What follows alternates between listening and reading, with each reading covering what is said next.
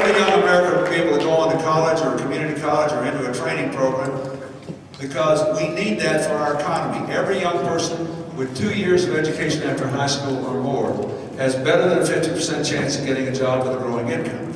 Every young person without it has less than a 50% chance. So her plan is really straightforward. Raise the Pell Grants every year to keep up with inflation. Double the tuition tax credit to $3,500 for families for a student. Increase the number of AmeriCorps community service jobs that kids can have to earn their own money for college. Crack down on the abuses of the private student loan companies that are charging these kids 20% a year. And say that if young people get out and they take a low-paying job that serves the public as a nurse, a teacher, a police officer, a fireman, their service repays their loan every year they serve. And the fourth thing that Hillary wants to do to get this economy going again, and this I have to make disclosure here, this is the one area she is way more conservative than President Bush.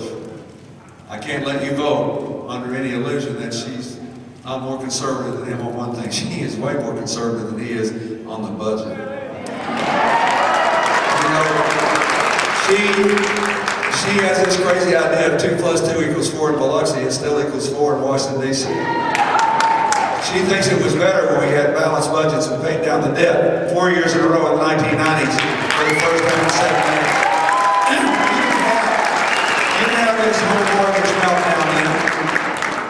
You didn't have all this job drying up then. We were in control of our destiny.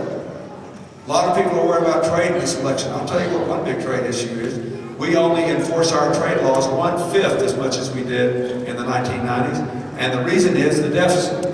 Now that may not make sense, but it is. We have added $4 trillion to the debt. We have to borrow money every day to cover that debt.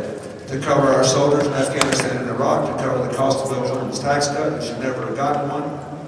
People as fortunate as my family was wrong. We had kids in the field in Iraq and Afghanistan, and unmet education and health care needs at home. And we borrow that money. And we borrow that money from the people we have big trade deficits with.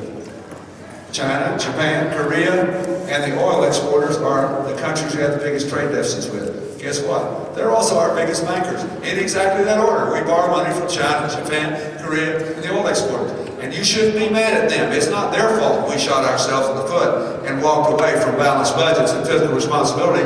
If you want to walk back toward it, you vote for Hillary for president. She'll get that.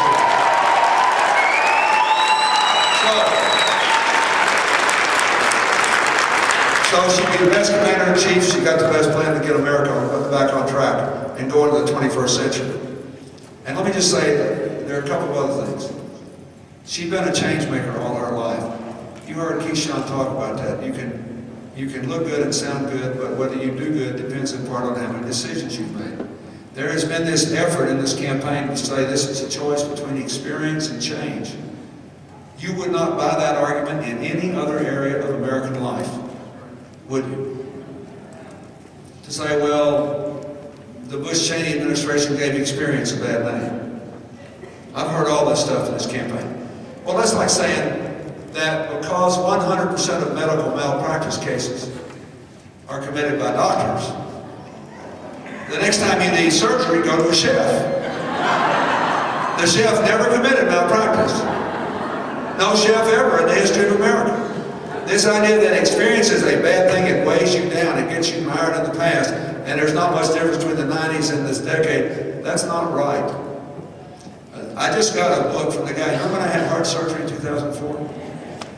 My heart surgeon and his team are featured in a remarkable new book called The Surgeons, where this guy who writes books like this, live action books about the things people do, was allowed to just embed himself in the hospital in New York where I had my heart surgery.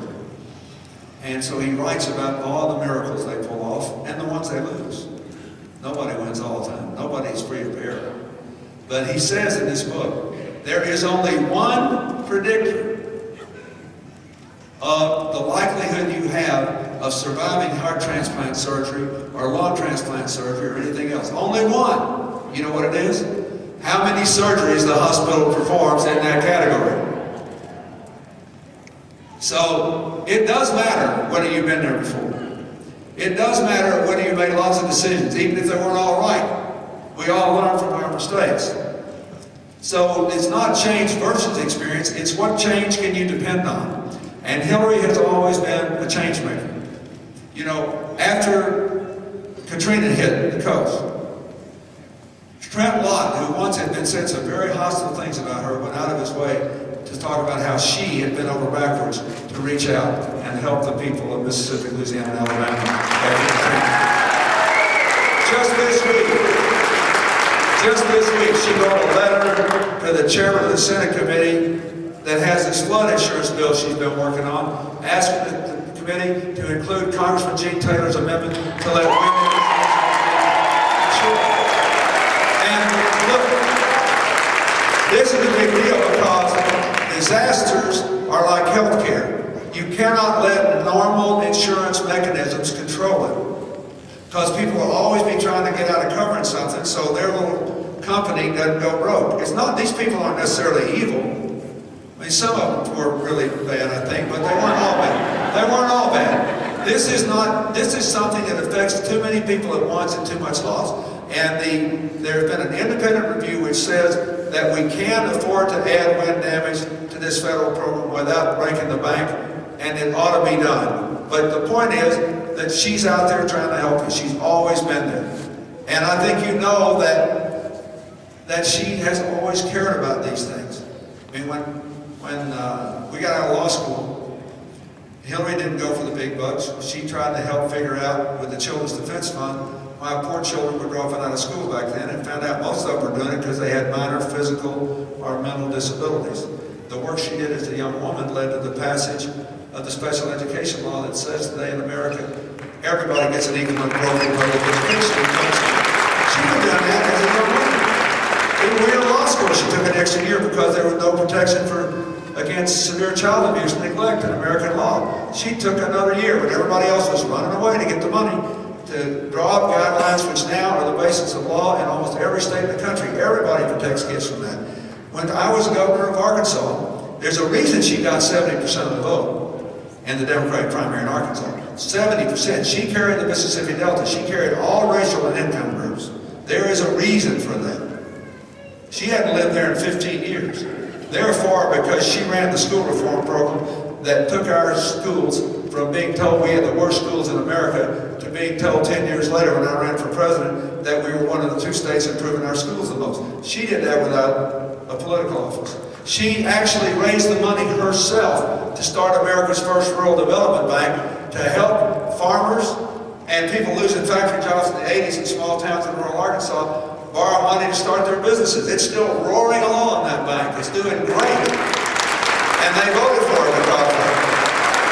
She started a program to help poor mothers in the Mississippi Delta in South Arkansas who have little kids and no education themselves be their children's first teachers so they got off to a good start in school. That program's in 26 states now. It's had a headquarters in New York City for 14 years. They just moved it back to Arkansas in honor of what she did so long ago, and thousands of kids get a better start in school every year because of her. That's why she got 70% of the vote. So, you know, people say that, well, the Republicans don't like her. Well, they like her in New York.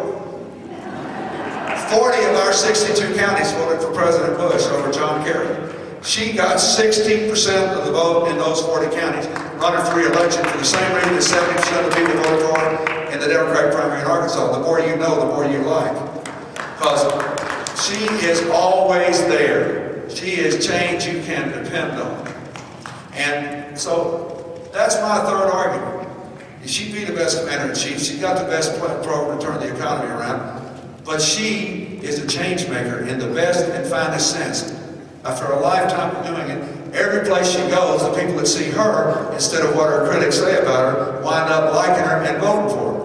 I'll never forget, I was working for her and they sent me to rural Republic in New York. I mean, literally, the vast landmass in New York looks most like rural Mississippi. It's rural, agricultural, and Republican. So, you know, I'm the only guy in the crowd that has cowboy boots I didn't buy for the election. And I'm kind of, you know, and now that I'm not president, I like to wear jeans all the time, so they send me up there. And I was up there in 2006, and I was talking to this grizzly old guy, this Republican fella in town in upstate New York, and I said, "You gonna vote for Hillary?" He said, "Well, I never thought I would, but I guess I'll have to." I said, why? He said, well, because she's the only person that's ever done anything for us up here. He said, these other politicians are just as nice as they can be. They come into town, they make a pretty speech, we take a picture, everybody's real nice, and nothing ever happens. She comes to town, sits in a room, listens to us till we're done talking. We all come up with a plan. She always does what she says she's going to do. And he said, you know something? About half the time, something really good happens. That's why you want a president, to make something really good happen. This country needs that, man. And that's why